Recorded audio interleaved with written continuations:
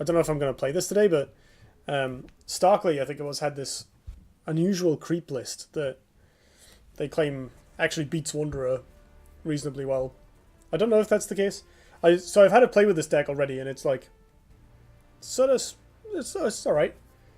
Oh, Matt Ratley resubscribed to Twitch Prime. Thank you so much. 5 months in a row. Oh my god, that's amazing. Has it been that long already? I tried the Mech Wanderer idea today. Oh, how did it work? I found out earlier actually that Seismoid is really fun against bosses. Although they kill the right things surprisingly well. But anyway, yeah, this deck is a weird hybrid of aggro and control cast. We've got Void Pulses, but we've also got like Munches and Bloodbound Mentors and Obliterates. Plural. And not actually that much card draw. I was kind of expecting to see Spelljammer here, but there isn't one. Maybe it needs it. I didn't actually end up running out of cards, to be fair. But that's partly because I replaced Void Pulse in non-aggro matchups. I only tested them a little bit, but they are both technically unbeaten, so how bad could they be? Good logic. At some point I will learn this game so I know what the hell is going on. School summer holes are coming up soon. It's worth it. It's a really, really cool game. And it's pretty budget friendly as well. Like it's easy to jump in and start having good games on the ladder even very early on. There's a lot of like good viable commons, and the current best deck is actually quite cheap. Which is nice. So I'll just walk through this list really quickly.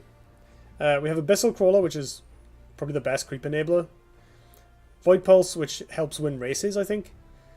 Ooze, which is another really good early creep enabler and board control tool. 3 Punish, which is Cass's premier removal spell. Spectral Blade, which is also good removal. There's 3 copies, which I think is partly because it chews up 2-drops like nobody's business, and partly because sometimes you gotta go face with it. Oh, can I see the whole list? That looks really cool. Yeah, sure. Do I have it open? I don't have it open. It's okay. I'll go through it in a sec. I'll just scroll down as we go. 3 Yielding Depths, which is our card draw. This card is really good, actually. It's better than I would have thought it would be. Like 2 mana draw 2 is very efficient. You know, some of us might remember the original Scion Second Witch, which was 2 mana draw 2, that eventually got nerfed or replaced. Bloodbound Mentor, which is another nice way of getting some card advantage or doubling up on pings. Munch is Munch. This card is awesome. It helps win races against aggro. It's a surprisingly good removal effect because it kind of scales as the game goes on. It takes a couple of turns to set up, but even like munching something for 2, you know, to kill a cannon of Mechazor or something in the mid game is just fine. And then later on you can kill massive things with it and feel great. Abyssal Juggernaut. This guy usually dies to removal, but your opponent has to respect it. It gets very, very big very quickly if unanswered. Desolator, which is good against aggro, good against control. Like, you always want this card. 1 Azalea, which is kind of a backup finisher. This card is cheaper than Obliterate and stacks with other things that you can do in the same turn. So you can do like this plus Desolator, for instance, for more damage than you get out of an Obliterate.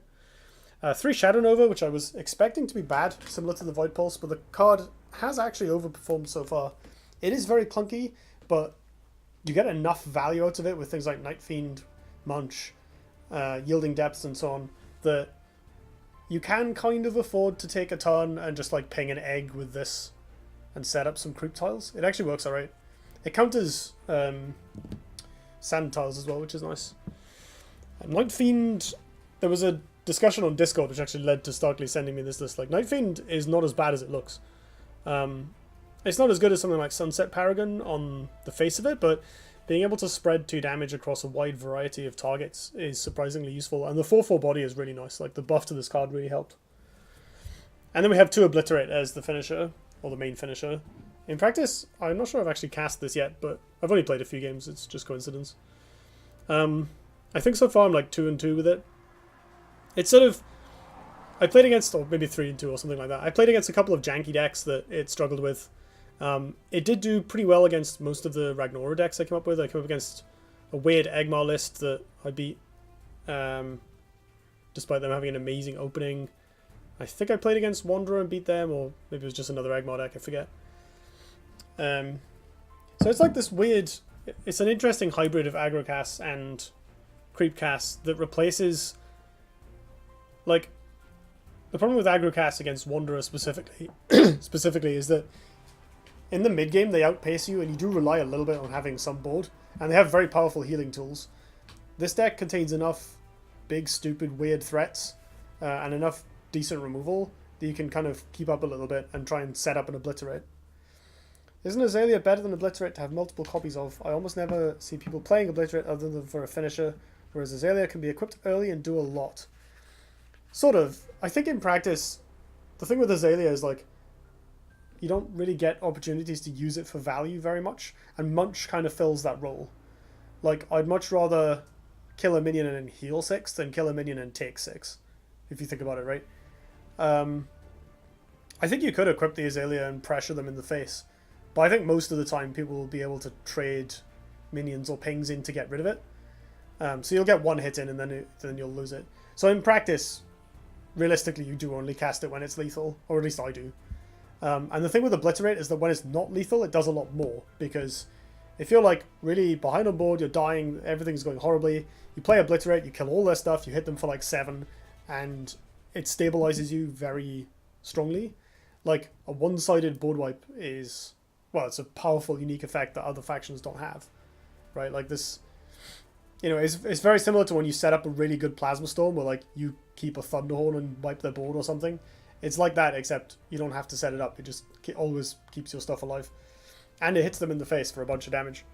So it can end the game, or it can stabilize the game, whereas Azalea sounds like it would be good in the mid-game, and I don't know, maybe it is, but, like, it's a bit like Soul Grimoire. If you set up a big Soul Grimoire and then just use it to eat minions, that does work, but you kind of just take a bunch of damage.